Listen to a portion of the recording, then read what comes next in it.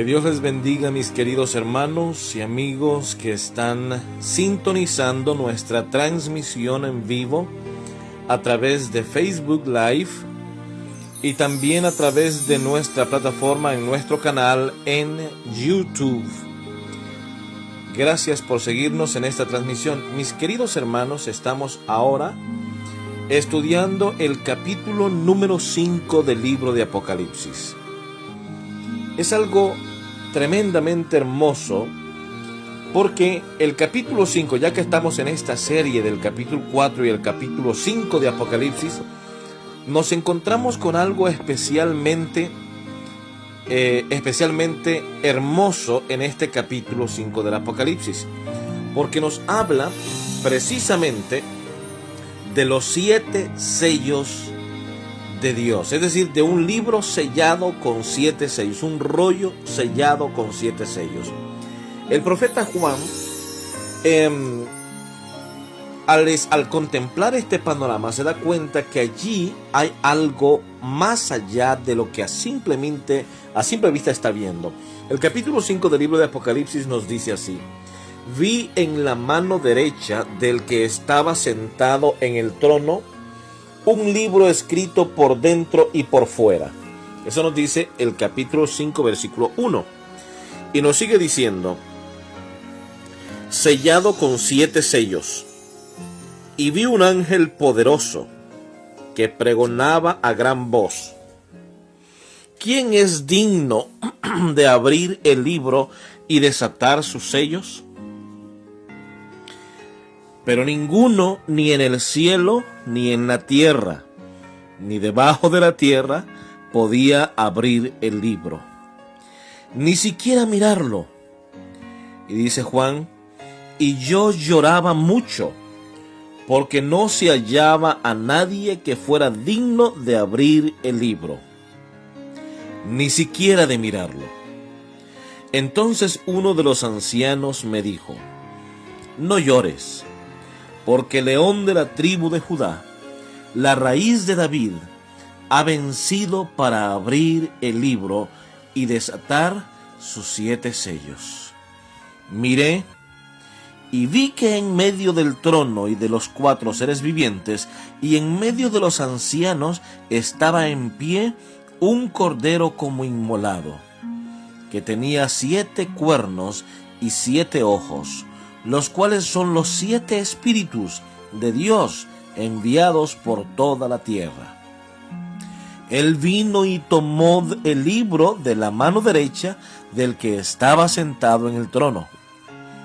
Cuando hubo tomado el libro, los 4 seres vivientes y los 24 ancianos se postraron delante del Cordero.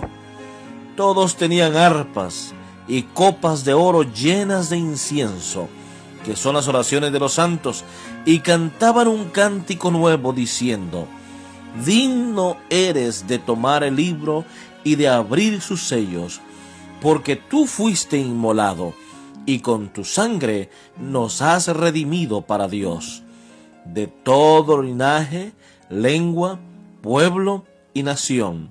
Nos has hecho para nuestro Dios un reino y sacerdotes, y reinaremos sobre la tierra.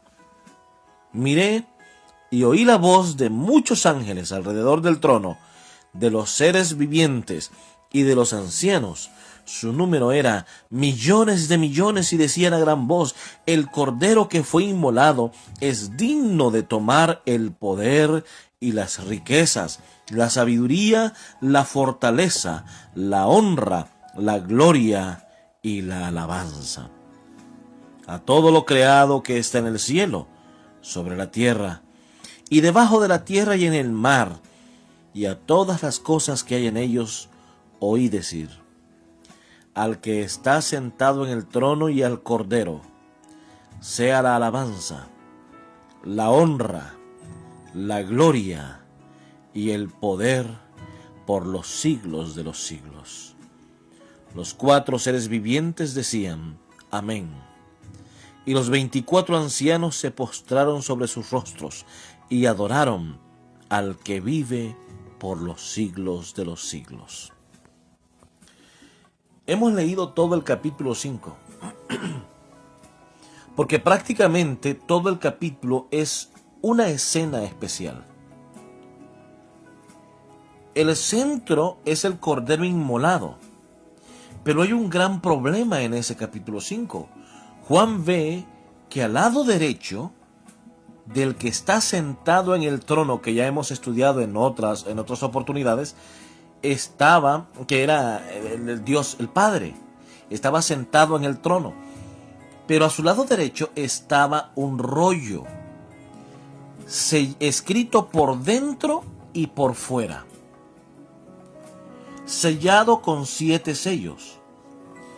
En otros estudios hemos aprendido de que el número 7 representa universalidad, perfección, infinidad, algo ilimitado.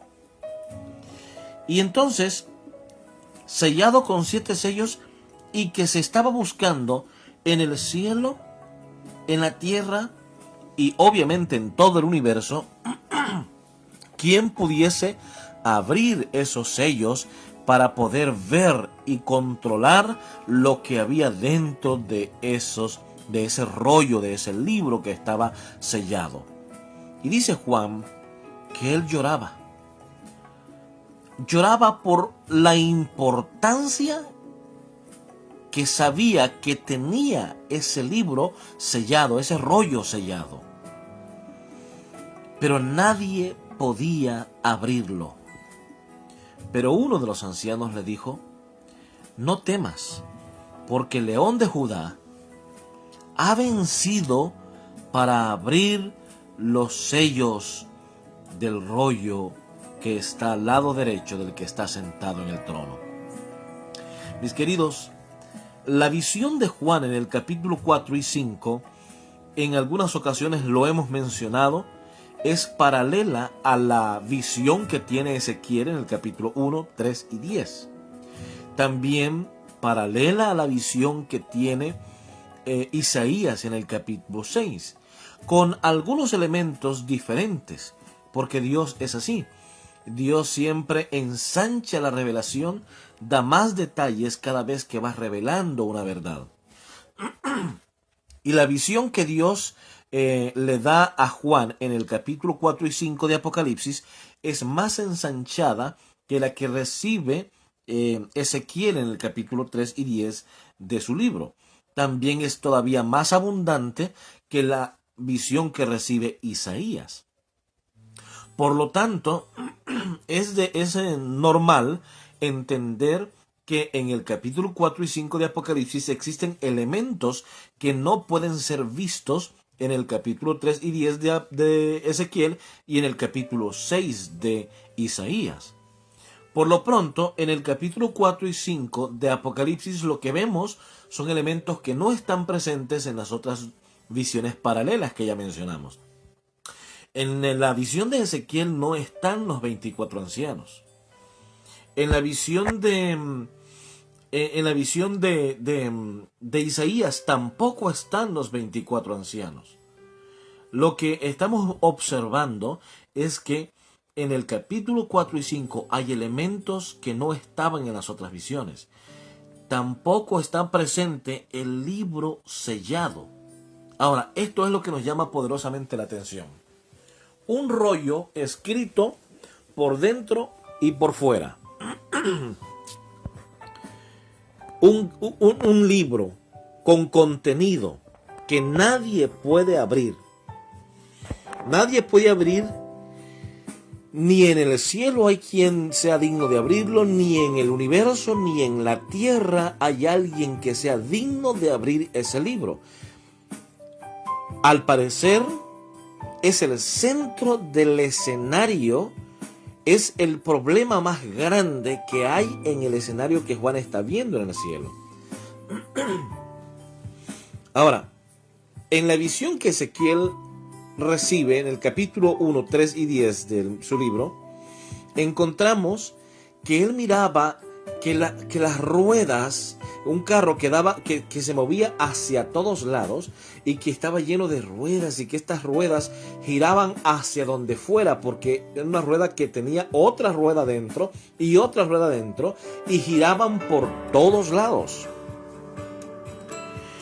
Estas ruedas que Ezequiel recibe en su visión, que está observando, representan las ruedas del tiempo, las ruedas de la historia.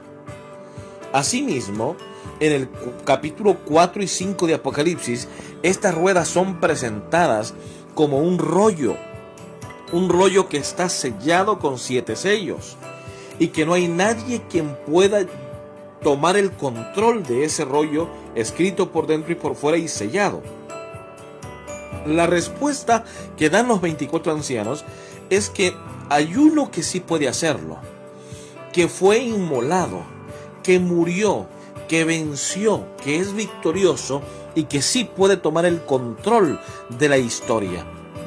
¿A qué historia se refiere? ¿Qué es lo que hay en ese libro? Ese libro sellado es la historia de la humanidad completamente, desde Adán hasta la segunda venida de Cristo.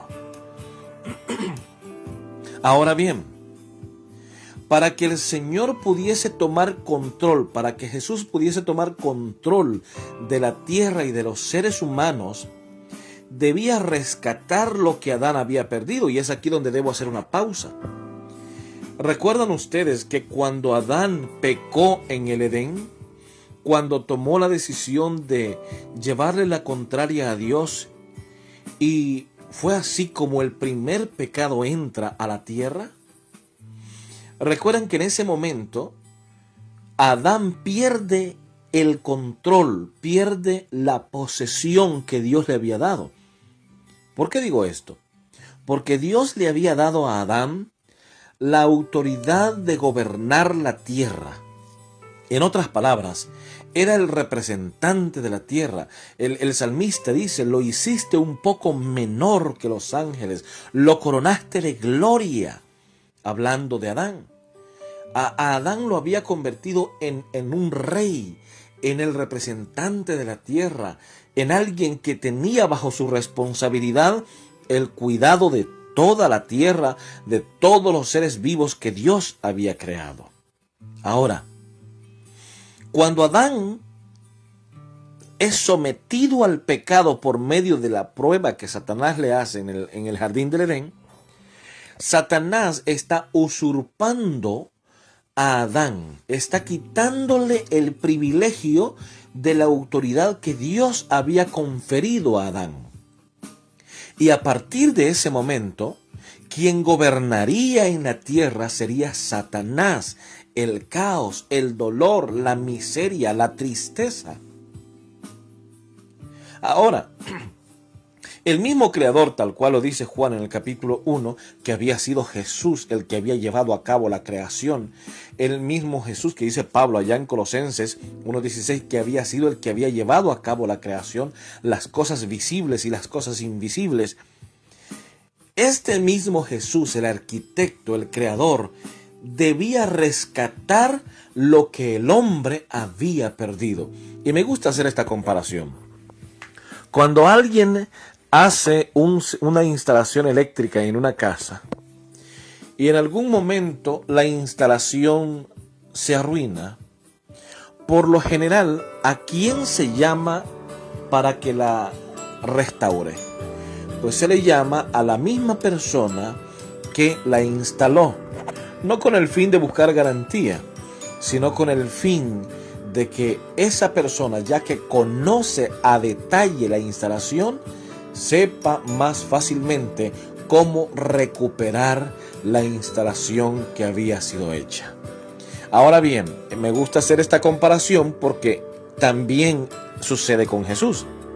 El mismo que había llevado a cabo el proceso de la creación en el Edén, o al principio, en Génesis 1 al 3, ese mismo había sido la persona o el ser que había dicho: yo voy a morir por el hombre perdido. Pero pasaron muchos años, claro está, para que Jesús viniese a la tierra a morir por el hombre, la forma en que debía rescatar el mundo perdido y la autoridad que Satanás había usurpado era haciéndose uno como Adán, un ser humano de carne y hueso, con la naturaleza humana que Adán había tenido. Ser tentado como Adán había sido tentado, pero vencer como Adán no había vencido. Ahora bien, eso lo podemos observar cuando Jesús se encarna en María. El capítulo 1 de Juan, versículo 8 y también el versículo 12 nos dice, y no dice y fue hecho carne, y dice y se hizo carne, es decir, Jesús el verbo tomó la decisión en sí mismo de encarnarse como un ser humano. Es el único ser en el cielo y en el universo que tiene el poder inherente y la decisión de poderse transformar completamente en un ser humano. Ahora bien, no es que solamente se transformó, es que tomó para sí la naturaleza humana. ¿Cómo? Naciendo como un niño indefenso, naciendo como un ser humano. Era la única forma que había de obtener la naturaleza humana. Por eso dice Pablo en Filipenses 4, 2, 4 al 9, dice, y se despojó de todo lo que había en el cielo, se despojó a sí mismo de la gloria y de todo lo que tenía en el cielo, para poder ser vituperado, tentado en todo, sin pecado, hasta morir y muerte de cruz. La ley que Dios había establecido, que es eterna y que inclusive cuando estudiamos el tema de la creación, hablamos de los 10 mandamientos que han sido eternos, que allí estaban presentes también si los estudiamos a detalle, habían condenado al hombre a la muerte. El hombre, en tan solo un mandamiento de no comer del árbol prohibido, había desobedecido a los mandamientos de Dios. Y al desobedecer los mandamientos de Dios, significaba que el hombre debía morir. Es claro que la única manera para poder rescatar al hombre perdido y condenado a la muerte era que alguien debía morir. A veces nos preguntamos o pensamos de esta manera. A veces pensamos que Satanás llevó a un lugar sin salida a Dios. Le dice, Señor, tú hiciste al hombre. Hiciste al hombre y tú hiciste una ley. Le dijiste al hombre que no podía violar la ley porque si la violaba entonces moriría. Así que el hombre ha violado la ley. Por un lado, si no lo matas eres un Dios injusto porque dice tu ley que debe morir. Pero si lo matas también eres injusto porque Adán no pidió venir a la vida. Y es allí donde el Señor le dice a Adán que sacrifique un cordero de donde debe sacar pieles para cubrir la vergüenza de su desnudez. Y esas pieles son las que finalmente representan la justicia de Cristo, muriendo en la cruz del Calvario. Para obtener pieles necesitaba que un cordero muriese. Para que hubiese remisión de pecados, para que la ley obtuviese justicia, era necesario que alguien muriera, pero no cualquier persona. La ley perfecta de Dios solamente podría obtener justicia por alguien igual a Dios, muriendo y pagando el precio del hombre. Oh, cuántos ángeles no hubiesen querido morir por el hombre, pero la muerte de un ángel no es suficiente para redimir la paga del pecado, ni redimir al hombre culpable del pecado. Lo interesante es que ese Jesús había tomado ya la forma humana, había tomado en sí la naturaleza humana, y aun cuando tenía en sí mismo la naturaleza divina, 100% hombre y 100% divino, nunca usó para sí mismo su naturaleza divina. Nunca usó, mientras fue humano, la naturaleza divina. Qué difícil sería disponer de un don tan grande como la posibilidad de librarse sin ningún problema y no usar ese poder, porque entonces no calificaría como la oveja perfecta que debía morir por el hombre. Ese Jesús, el Cordero inmolado que vemos en el capítulo 5 de Apocalipsis, era el pago a la deuda pendiente del hombre. El hombre perdido estaba, pero Jesús, siendo Dios, en la condición de hombre, había decidido pagar por el hombre. Y cuando Jesús paga esa deuda que el hombre tenía, es muerto en la cruz del Calvario con una cruz pesada que más o menos pesaba unas 110 libras de peso, que serán unos 66, 60 kilos aproximadamente, o menos, unos 50 kilos. Llevando y caminando unos 600 metros aproximadamente, que quedaba el lugar del Gólgota donde sería finalmente sacrificado, ese Jesús que murió allí es el mismo Jesús que resucitó al tercer día. Y resucitó para gloria, para victoria. Solamente la muerte de Cristo fue la que le dio justicia a la ley de Dios. Finalmente el hombre tenía de nuevo la oportunidad de elegir entre Dios y Satanás, entre el bien y el mal. Qué triste realidad la que vivimos ahora, que la mayoría de las personas están eligiendo el mal antes que el bien. Mis queridos, es por eso que en el capítulo 5 de Apocalipsis observamos que aparece en medio de los 24 ancianos y en medio de los seres vivientes, de los 4 seres vivientes, a un cordero como inmolado.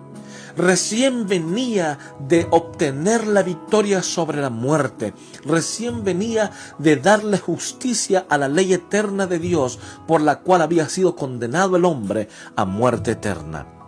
Ahora Jesús portaba en su frente una corona que simboliza la victoria sobre el pecado, la victoria sobre la muerte. Ahora Jesús aparece entre los 24 ancianos y los seres vivientes y dice: yo soy digno de poder tomar el control de la historia de la humanidad. Ahora ya no Adán era nuestro representante. Ahora Satanás ya no podía representar a la raza humana. Ahora Cristo Jesús había tomado el control del libro sellado y poder romper los 7 sellos, porque Él es digno de todo el poder, de toda la gloria y de toda la honra. Ah, mis queridos amigos y hermanos, ese Jesús está hoy en el lugar santísimo del santuario celestial, terminando la última obra que le tocaba terminar antes de venir a la tierra por sus hijos. En los siguientes estudios vamos a estar estudiando acerca de los sellos, de qué es lo que significan esos sellos. Esos sellos representan periodos de tiempo que son la contraparte del periodo representativo de las 7 iglesias que encontramos en los primeros 3 capítulos de Apocalipsis. Jesús de nuevo tomando el control de la historia de la humanidad, el control del aliciente que el pueblo de Dios necesita o ha necesitado a través de toda la historia.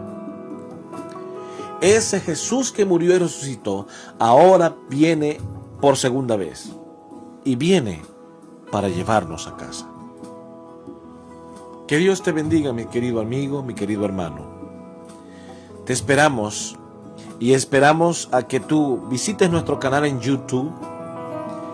Ahí puedes encontrarnos como JM Suazo. puedes suscribirte a nuestro canal, dejarnos un comentario, enviarnos un mensaje a través de Facebook también. Y esperamos que el Señor pueda seguir bendiciendo tu vida, tu familia. Estaremos orando por ti y esperamos que tú seas parte de nuestra gran y hermosa comunidad.